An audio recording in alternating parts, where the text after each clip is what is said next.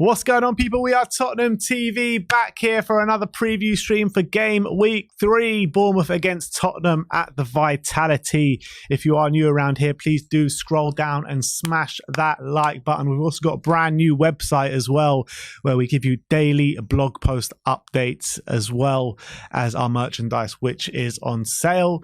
But let's get straight in to the match preview this weekend. It's going to be a tough game. It's never an easy game against Bournemouth, to be honest. If you cast your mind back to last season, two similar games but different scorelines in a way. I mean, the first game at the Vitality was like kind of, would you say, where we really saw what Rodrigo Bentancur can really provide for us? I wouldn't say the first time, but he was brilliant in that game. I remember we had a lot of problems. I think we had injuries in that game. We had a bit of a makeshift team, and we were 2-0 down going into the second half. I think Kiefer Moore scored a couple of goals.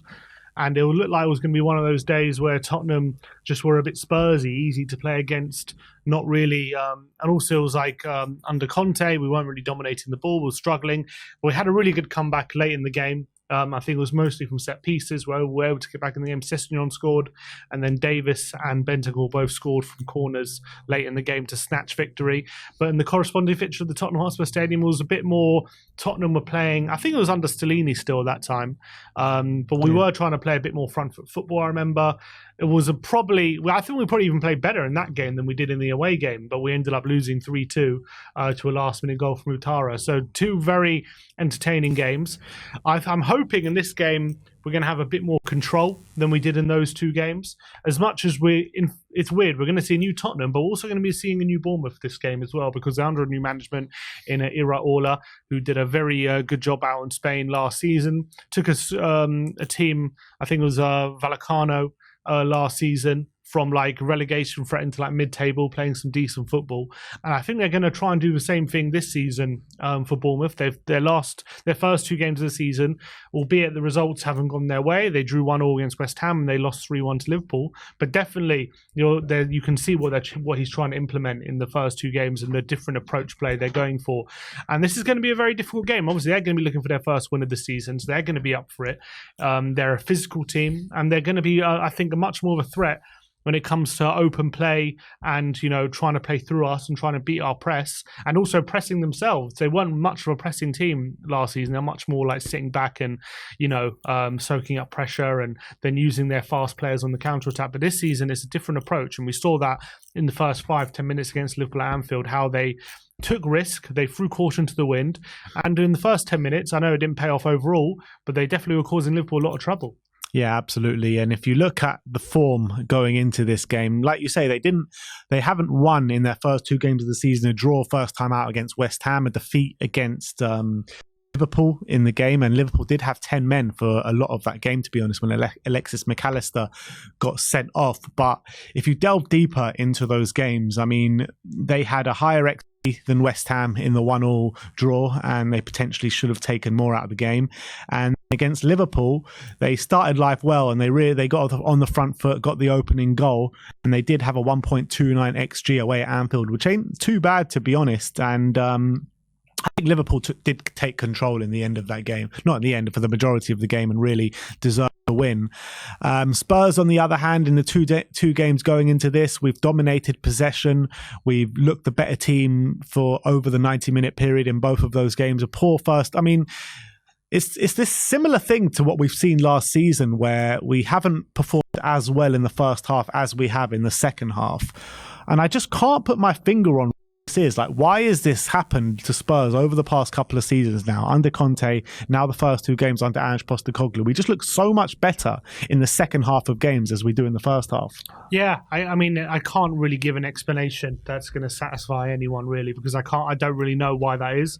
Under Conte, I think maybe a lot of the time we were at half time we were like losing, and maybe you could argue we kind of went more offensive to try to get back in the game, and that led to Spurs kind of being more on the front foot, and that's what we wanted to do much more, and that's why we looked better in the second halves.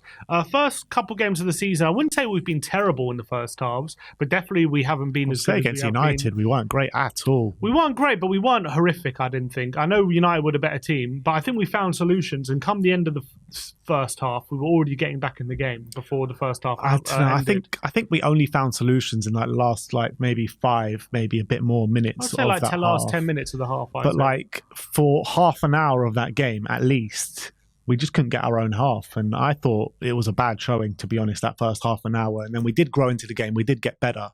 But that first half an hour was worrying for me. And if we did come up against a team that will take their chances, we could have gone in, but really far behind at the break. Yeah, I'm not saying we were good. I'm just saying I don't think we were terrible in the first half. I think United were the better team. We were dominated. But I think part of football is coming up against problems and finding solutions to those problems and working your way through the game. You can't always dominate, especially against good teams, for 90 minutes. And I think we did very well to manage that game. Yes, we rode our luck, and sometimes that happens in football. But we did start to find solutions come the end of the half, and then we took that into the second half and completely dominated, and ended up winning the game. Against Brentford, I would say we actually had a good start to the game, and then obviously Romero got injured, and then we went for a bit of a rough patch for like a 10-20 minute spell where we conceded a couple goals. We kind of looked a bit of a mess, but then again by the end of the first half we were getting our act together. We got the equaliser, and we took that momentum into the second half and dominated, and unfortunately we couldn't find the winner. But I think I'm not too concerned about that right now, as much as that is something to know, and you can't ignore it.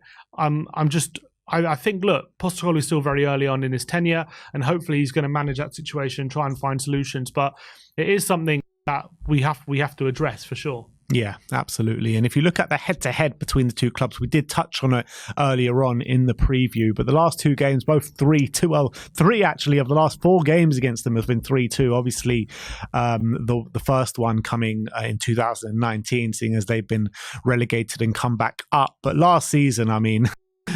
basically carbon copy performances and carbon copy ends to the game, just the opposite way around, where the away team has snatched the victory late on. In the one in the home game, I mean, I think Arnaud Danjuma gets the equaliser like in the last minute, 88th, 89th minute, and then we just completely flopped in the last minute. I think Utara gets the winner in the dying embers of the game. Do you kind of feel like it could be a similar outcome this weekend? Not maybe Bournemouth to win, but a high scoring game. I do.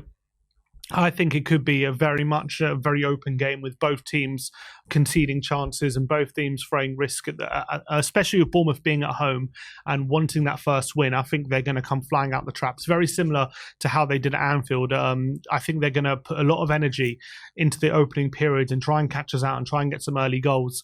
And I was looking at some of the average positions of their game at Anfield, and it was very interesting to see that the wingers were very much tucked in for a lot of the game and very, very central. And they also had the 3 centre mids very central as well. Philip Billing was actually the furthest midfielder forward, with Ryan Christie and Joe Rotwell in the centre.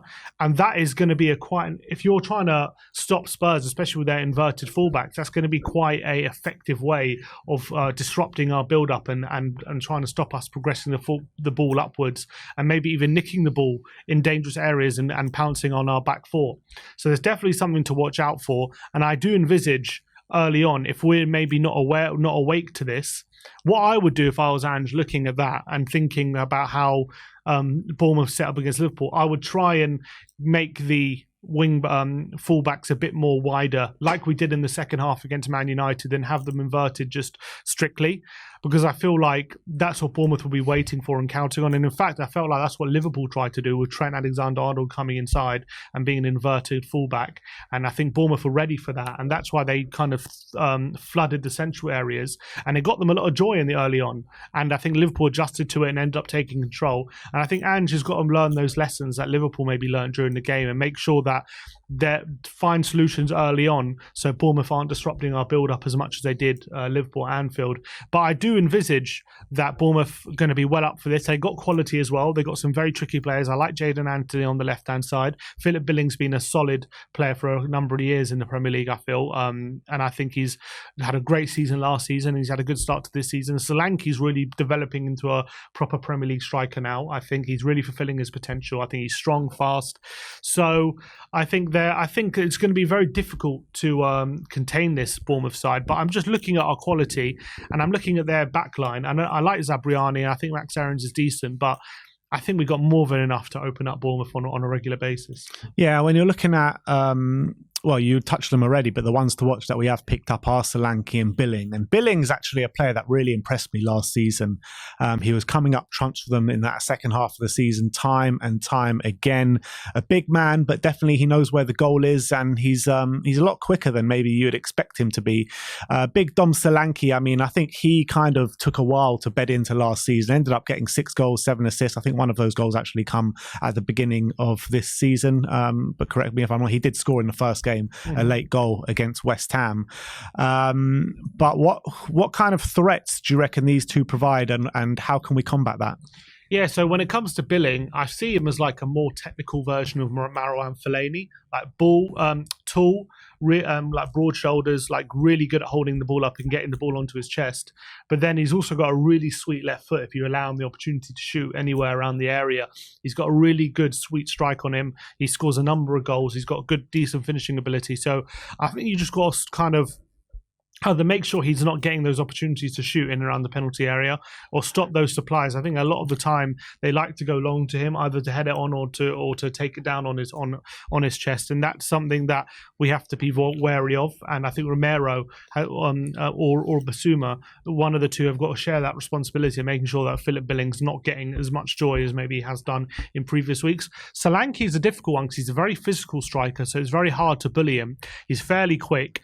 I think he reminds me a bit like Callum Wilson, but he's a bit like Callum Wilson, but a bit more involved in the general play than Callum Wilson is. And I feel like he's quick in behind, although not lightning, but he is definitely deceptively quick. You don't want to let him get the run on you, but he's also quite physical, so he can battle with you. He can hold the ball up, and obviously, I don't think he's the most clinical finisher, but if you've given that opportunity, he's definitely starting to find more goals as the years have gone on for him in the Premier League. So I think Van de Ven is going to have to make sure he's closely watched. And I think, again, you're going to have to make sure you're stopping the supply to him because he's becoming more and more dangerous. I feel like Dom Solanke is a very streaky player. Like, he can go on runs of like scoring with like 3-4 games in a row, and then you just won't hear of him for like a month or two. Like, I feel like he's very much like a streaky / maybe a confidence player. I feel like since the second half of last season, he's becoming a bit more consistent. I think he has been streaky. I think he still is probably a bit of a streaky player, but I feel like the second half of last season, he was adding a bit more of that consistency to his game and getting a lot more regular goals and assists. And I think he's going to bring that into this season. I actually think as well that playing under a manager like Iraola, I do think he's going to get more chances than maybe he did under Gary O'Neill. And I expect his goal output to increase. And I wouldn't be surprised if he gets double figures this season. What happened with Gary O'Neill? Because it seemed from everyone from the outside of Bournemouth that, you know, he did a really good job there. I was saying at the end of the season he was one of the managers of the season because Bournemouth were like nailed on for the drop after just before he took the job, and he really got them performing out of their skin, saved them from the drop, and when they finished like 15th or 14th in the end. And then he loses his job and the new manager comes in. I mean, that is ruthless from the Bournemouth hierarchy. It is ruthless, and considering where Bournemouth were, Scott Parker resigning or being sacked because he was saying that he doesn't feel like they have the quality to stay up in the Premier League, and he was frustrated about the lack of signings. And to turn that and they just lost 9-0 to Liverpool. So to turn that situation around and keep them up was really impressive from Gary O'Neill, really kind of us against their mentality, and I think he proved everyone wrong. But I think everyone was shocked by the sacking. But I think in retrospect, it could be a very smart move because I really like Iraola. Iraola has experience of taking teams from relegation threatened into mid-table in Spain. And he's done it playing a brand of football which is a bit more progressive than maybe what Gary O'Neill was doing. So I felt like maybe the Bournemouth hierarchy were making a decision. Do we stick with Gary O'Neill and put our trust in him given the job he's done? But he might have a ceiling which is maybe not as high, maybe not much higher than what he's already done. Or do we try and look forward and actually kind of get ahead of the game and try and get a more progressive manager who's going to allow us to maybe climb the table a bit quicker and maybe have tactics and a way of playing which is going to be a bit more progressive, a bit more modern than Gary O'Neill and get ahead of like the potential problems he sees in the future. And I think they've decided to go the latter. And as much as it's shocking, it could be a very clever move, and it could be something that we look back on at the end of the season thinking what a decision that was. Because, like, let's be honest, Gary O'Neill, I think he's done a brilliant job. And look, he's at Wolves now, and we'll see how he does. Had a great start to Wolves. I mean, in terms of the football that they're playing. I mean, they lost 2 games. Yeah, I get that, but they completely dominated Manchester United in the first game. You can't say he's had a brilliant start if they lost 2 games. Okay, results he haven't, but sometimes when you have a new manager coming in, it's all about the way you're playing your football, and then results come. I think Wolves, the way they've started the season under Gary O'Neill, I've been impressed with the way they're playing. They're taking so many shots, they're being really attacking, and they've deserved better from what they've had the first 2 games. I agree, they probably played better than their results suggest, but at the end of the day, they've lost 2 games. Unless that starts to turn, like, we can't say he's doing a great job just yet. And look, they're playing okay, I have to say. They're against United, they were very impressive. Against Brighton at the end, they did capitulate at the end as much as they were in the game in the first half. So we'll see if that happens. But I'm saying, could Gary O'Neill get Bournemouth higher than 15th? I have my doubts about that. But if you look at Iraola, is he a manager with potential to maybe get more out of this Bournemouth team than maybe even Gary O'Neill could, especially with some signings? To where, though? Maybe pushing the top half, potentially. Who knows? That's what they're banking on. And I think with Gary O'Neill, I mean, I think the target still this season probably is for Bournemouth just to stay up. I think that's probably what they're looking at.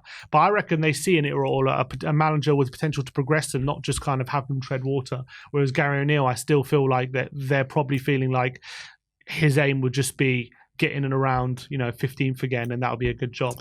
I don't know. I kind of disagree in a sense where he came in halfway through a season and got them from, I think they were bottom of the league. Was it they were bottom of the league? Not halfway through, it was like 5 games in. Was it only 5 games in? Okay, fair enough. I thought it was a bit later than that, at least 10 games in, I thought. In September he got sacked. It was really early on. Fair enough. But look, I think like it's his first stint as a manager at Bournemouth. He's going to learn from any mistakes that he's made, and he's potentially going to get better, especially with a bunch of players that he knows. And I think if he gets into 15th, you've got to always look to progress the next season. So if I was the Bournemouth hierarchy, I'd probably give him another season. And if he doesn't progress from 15th in this season, then fine, you look for a new manager and see where you go. I think it was very harsh from the Bournemouth hierarchy to let go of Gary O'Neill after the job he did last season, because he was one of the managers of the league last season with the jobs that he did. I'm not disagreeing with that. I do think it was a harsh and ruthless decision. I completely agree with that. But they're trying to get ahead of the game. They're not. I think they probably see Iraola as someone who has a better footballing mind than Gary O'Neill. And at the end, they've made that ruthless decision. This manager, we believe, can take us forward. Whereas Gary O'Neill did a brilliant job to keep us up, but can he do any more than that? That was the question. And obviously, they didn't allow him to even answer that question. They've decided to part ways, and it is a harsh decision. And look, time will tell whether it was the right decision. But I can understand trying to get ahead of the game like they are. Fair enough. If you bring up that predicted lineup for Bournemouth, we're going to go for, well, they've got some injury problems to worry about. Ryan Fredericks, Tyler Adams, their new signing, Utara, the one that scored the last-minute goal against us at the Tottenham Hotspur Stadium, Tavernier and Adam Smith. I mean, 2 Tottenham Academy graduates there in Fredericks and Smith. In terms of the lineup, you got Neto in goal, Aarons at right back, been linked with Spurs over a number of years, Abiani, Sensei, and I can't really read that from here. Kerenez, is it? Kerekez, Billing and Rothwell in the middle, Seriedo, Christie and Anthony with all supporting Dom Solanke up front. In terms of Spurs going into this game, a couple of selection headaches. In my opinion, you stick with Pedro Porro, especially in what you were saying, where we need to focus on getting wide and really, try and counteract what they're planning for us in terms of going into the centre. And Pedro Porro and Destiny Udogie will be good wing-backs to counteract that, wouldn't it? I think so. There is an argument to have Emerson there, just because I think Bournemouth's real threat is out wide, kind of with their wingers, and if you just stop that kind of threat, then I do believe we should have enough quality with what we have going forward, even if Emerson isn't a great option going forward, to just pick the lock and open them up on enough occasions. But I would still stick with Pedro Porro. I think he earned that after the United game, and I think defensively I want to give him another opportunity to show that he's up to the task. And I've got no worries about him offensively. I really think he would provide another option to the attack. So I think we probably do stick with Porro for this game. But looking at Bournemouth's kind of lineup like that, what was interesting against Liverpool was that you see Ryan Christie there in the number 10 position, and Billing was kind of sitting. Against Liverpool, if you actually look at how they set up, Christie was actually more of a sitter and Billing was the one going forward, even though Christie was more of an attacking midfielder. And I think that was probably deliberate to try and get Philip Billing higher up the pitch.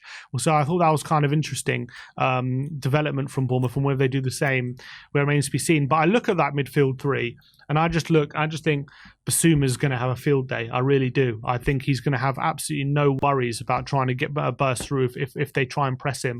And if they do that, if they focus on Basuma and kind of try and really clog up that central area like they do against Liverpool. The problem Liverpool had is they didn't have a Basuma. That was their problem. So they're trying to play through the middle. They didn't really have a really strong player who could be press resistant. Although they did start to find solutions anyway, but early on they didn't have that player. So whenever Liverpool went through the centre, Bournemouth were able to just pick them off and be very aggressive and win the ball in high areas. I don't think they're going to be able to do that with Basuma centrally. And what I can envisage happening is them trying to do what they did to Liverpool with Basuma there, Basuma being able to wriggle out those situations more often than not, and then all of a sudden it's going to open up all kinds of space for Tottenham to play into, and then that's where Bournemouth are going to come into trouble. So what I envisage is Bournemouth do get a bit of joy, maybe early on or during the game, and maybe create one or two chances, but I believe like they're going to try it a lot. And I reckon more often than not, Basuma is going to be able to find solutions to those problems. And by the end of the game, I think we're going to come out on top because of that. Yeah, it's like Liverpool that game didn't even start with any recognised central defensive midfielder or anything like that. Yeah, and McAllister in the six. Yeah, and obviously he got sent off. What was it? In the first half, he got sent off as well, or was it second half? But I think like with the Spurs midfield, and first of all, we got to talk about that Spurs midfield because you'd say that Pape Matar and Bissouma are dead certs for this game this weekend after the performances they put in against Manchester United. But the big question mark is James Maddison, Giovanni Lo Celso, or even a potentially Dejan Kulusevski to move into the centre. Ange Postecoglou did say that Maddison has been training and he should be available to start. So on that basis, are we going to assume that James Maddison plays? I think so. The way Postecoglou was talking, it did imply to me that I think Maddison's going to be involved at least, but it does sound to me he's going to start. He is available. He is obviously vice captain, so he's one of the leaders in the team now. I think he's going to want him on the pitch if he is available to play. So I do envisage if Maddison, he did train today. If there's no doubts about whether he's fit or not, I think he gets in the team, and I think him picking up those little pockets of space and making sure that he's really hard to pick up and creating chances for Tottenham, he's going to be a real key figure for Tottenham if we're going to be able to create chances at the volume that we should be against a team like Bournemouth. Yeah, and I would really like to see us assert our dominance early in this game. I know what you're saying, Bournemouth are going to come out and really try and attack us from the off. But that's going to leave spaces for us, and that's going to be able to us to really. I know we're not a kind of transition team or a counter-attacking team anymore, but it'll kind of trigger those kind of presses and really be able to pick the spaces pretty much with the likes of Kulusevski, with the likes of Son. I want to see Richarlison hang around that 6-yard box and really be there when the chances come his way. And I want to see him get more involved and get those chances because we haven't seen him really get in those areas, especially against Man United. We did see it a couple of times against Brentford. And I want to see Maddison get into more scoring opportunities and take shots from further out. And I really believe that we can go and win this game. I won't say comfortably, but I think as the game progresses, you'll see Spurs assert more dominance and more dominance and more dominance. And I do think we go and win this game. Yeah, I think once we get into our rhythm and once we take control of this game, which I do envisage it might take a bit of time to do so, but once we get settled and do take control, I'm actually looking at the matchups between, like, say, Son and Max Aarons, Kulusevski and their fullback, Richarlison up against their centre-backs. And I'm really fancying our chances. Son, I predicted, would struggle a bit against Wan-Bissaka, and in fact, he didn't. He actually gave him a really tough game. And I actually think when I match up Son to Aarons, I know Aarons is quick, but I actually don't think he's that good defensively. I think he's quite suspect, and I think positionally he can get caught out.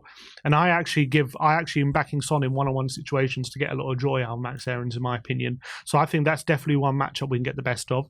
Richarlison being a good penalty box striker, if we can get that supply into him, I saw against Liverpool the struggles that back four had when dealing with Liverpool's front line in the penalty box and trying to kind of stop them from getting a lot of joy. Like, I know Luis Diaz scored a great goal, but the fact that he was able to take the ball, flick it up and score like that, that was like that's a finish that kind of Richarlison's capable of. He did something similar in the World Cup.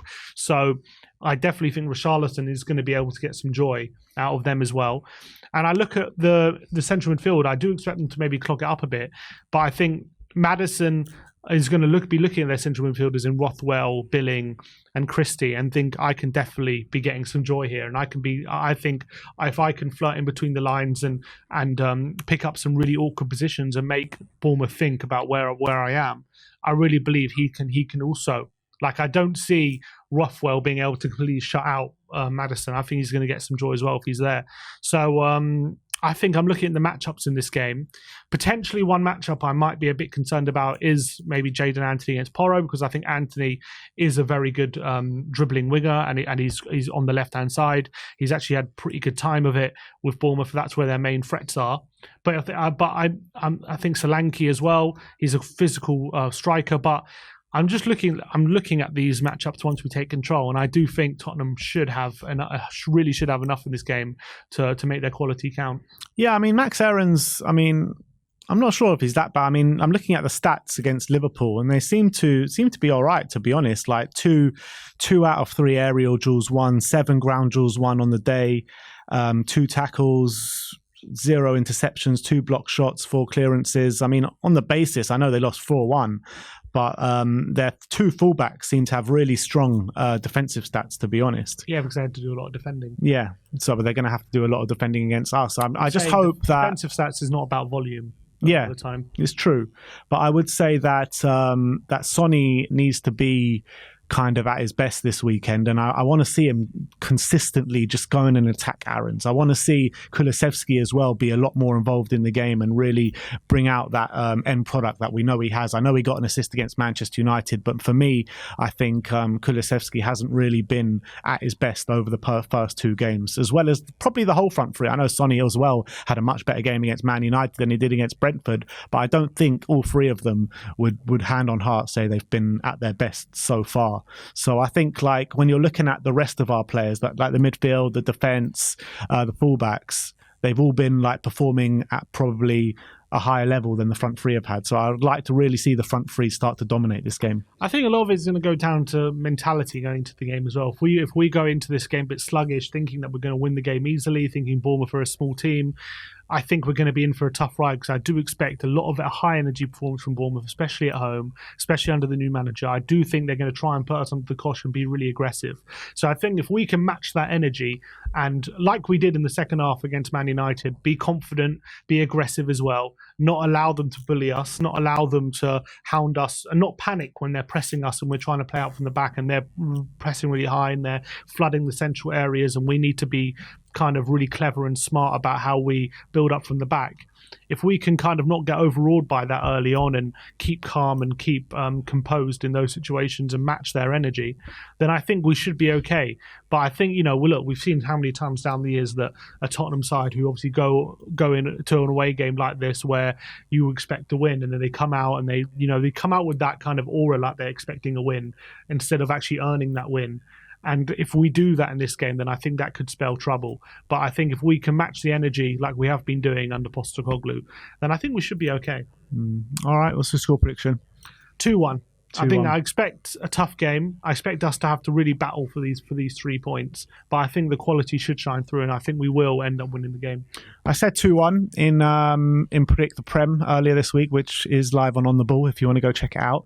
But I think now, after talking about the preview, seeing that Maddison is potentially back as well, I think we can actually take them 3-1 this weekend, and maybe Bournemouth take the lead early on or something like that. But I do think, like we've been saying all stream, that Spurs will end up stamping their authority on the game, asserting their dominance, and hopefully finding a few goals. And I'm backing the front three to have much better games as well, and hopefully Richarlison could get his first goal of the season as well. So that is our match preview. I want to know your score predictions in the comment section below. Let us know how you think the game is going to go as well.